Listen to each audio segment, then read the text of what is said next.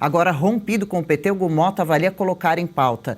A gente estava falando aqui anistia, assunto da nossa enquete, ou além de anistia, a pauta, a proposta que prevê a redução de penas das dosimetrias para os condenados pelos atos do 8 de janeiro, os manifestantes políticos, mas busca consenso prévio para evitar atritos com o STF e com o Senado. Será que isso é possível? Segundo integrantes do Congresso, há duas leituras para o momento.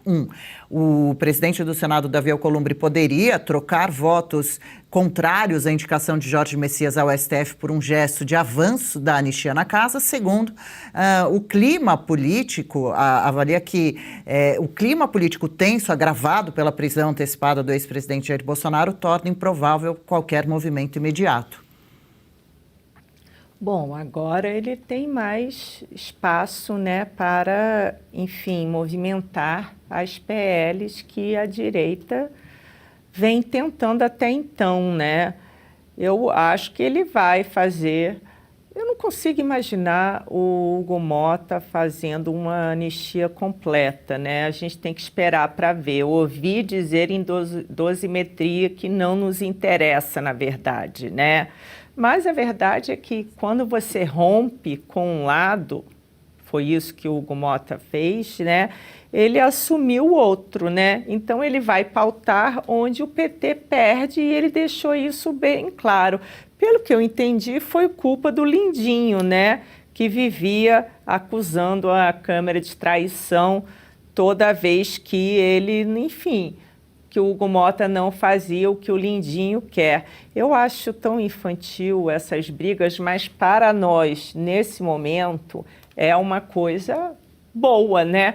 Vamos esperar para ver. E aí daí também Alcolumbre, que também está pé da vida com a indicação, né, para o Senado do Lula. Ou seja, o PT vai ficando cada vez mais sozinho. Porém, há algo por trás disso. Eu tenho a impressão que tudo que aconteceu com o Banco Master é um recado do Lula. Porque, pelo que eu entendi até agora dessa confusão, quem está envolvido até o último fio de cabelo com o Banco Master é o Centrão. Então, eu acho que a prisão do Daniel foi meio que um recado, entendeu? Se vocês pularem do barco, as coisas vão ficar difíceis para o lado de vocês. Essa questão o tempo inteiro nos bastidores bastante forte do Banco Master, né? Esse escândalo que ainda vai respingar para muitos figurões e a gente está aqui aguardando o desenrolar desse caso, né? De mais esse escândalo. Agora, doutor André Marcílio, o Lindbergh é bastante radical, né? Sempre foi e está sendo como um suposto articulador que deveria conversar ali na Câmara, né? Com os demais parlamentares, assim como a esposa também, né? A Gleisi Hoffmann deveria ser uma articuladora ali, também tem posicionamentos extremamente radicais. O Lindbergh já articula prisão, pedido de prisão de ramagem, perseguição agora a Flávio Bolsonaro, culpando ele sobre a vigília, de tentar ajudar Bolsonaro numa possível fuga, e também Lindbergh querendo saber o rastreamento, né, de onde veio a solda de ferro que o Jair Bolsonaro usou para tentar romper a tornozeleira. Fato é que, como você vê, essa crise Congresso-PT pode mudar quais rumos? O Adriano, o Lindbergh é um cara tão radical que ele casou com a Gleisi, né? Imagina a que ponto uma pessoa pode ser radical, né, para fazer isso. Então, esse é o primeiro ponto. Segundo, que é engraçado, né? O Motta, pra gente, essas coisas mostram quem as pessoas são, né? Então, imagina se você chamaria para tua casa, ou confiaria, venderia um carro, ou compraria um carro usado de uma pessoa que a essa altura do campeonato é que descobre que não dá para conversar com o Lindbergh. Esse é o Motta. O Motta é o cara que agora, nesse momento, descobriu, opa, depois de tantos anos, agora que eu descobri que não dá para conversar com o Lindbergh. Então, assim, o que me choca é ele ter conversado até hoje com o Lindbergh, não é ele ter rompido com o Lindbergh. Choca realmente uma pessoa passar tanto tempo conversando com o Lindbergh. E esse é o Motta, né? E esse rompimento é algo que pode ter certeza que não é um rompimento que não resiste a algum afago não republicano. Pode ter certeza absoluta disso. De qualquer maneira, né? E virá. porque sempre vem do governo algum desses afagos fisiológicos, né, como a gente diz. E sobre a questão da anistia, e aí eu faço o link com Mota, é isso, uma anistia que vai adiante com Mota, não tem como a gente acreditar que será realmente uma anistia como deveria ser, uma anistia ampla, geral e restrita. Não vai ser. Não vai ser justamente porque, se for, é porque o Mota topou. E se o Mota topou, é porque o STF deixou. É simples assim. Se vai adiante, é porque o Mota topou. E se o Mota topou, é porque o Moraes e o Gilmar, que é quem manda no STF, os que mandam no STF, deixaram. Então, como é que a gente pode acreditar, infelizmente, que essa anistia vai ser ampla, geral e restrita? Não será, mas, como diz o ditado, o bom é inimigo do ótimo. E eu acho que há algumas coisas que a gente precisa analisar nisso. Então, primeiro, o Congresso, depois dessa prisão do Bolsonaro, está muito fragilizado.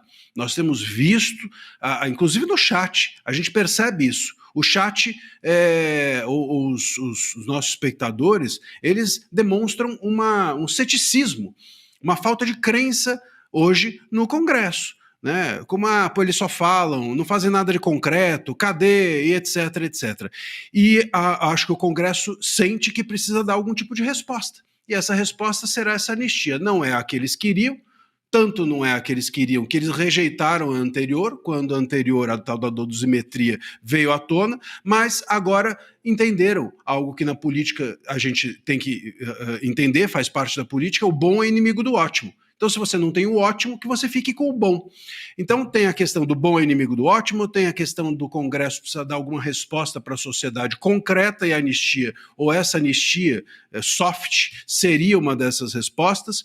E também acho que tem nesse jogo uma percepção de que se as penas, ou se a pena, por exemplo, do Bolsonaro não for reduzida, e ele tiver de cumprir em regime fechado 27 anos, ou parte desses 27 anos, ele não vai sobreviver. Do jeito que a gente tem visto, inclusive, a saúde dele debilitada e a ferocidade do Moraes em fazer com que ele cumpra da pior forma essa pena, não dando a ele nenhum refresco, me parece que há um risco até de vida para o Bolsonaro, e isso leva o Congresso a essa necessidade de colocar de volta uma anistia que era que antes eles não tinham topado seguir, porque não era ampla, geral e restrita. Então, virá, mas não será a anistia geral, ampla e restrita, e sim a anistia soft, que a própria oposição tinha rejeitado no momento anterior. De qualquer forma, melhor do que o tema ser encostado, engavetado. Legal, gostou desse corte? Estamos ao vivo de segunda a sexta-feira, das 10 ao meio-dia, no YouTube da Revista Oeste. Eu, Marina Helena, Adriana Reide e Paula Camacho analisamos as principais notícias do dia. E siga as nossas redes sociais, @oestecom.elas.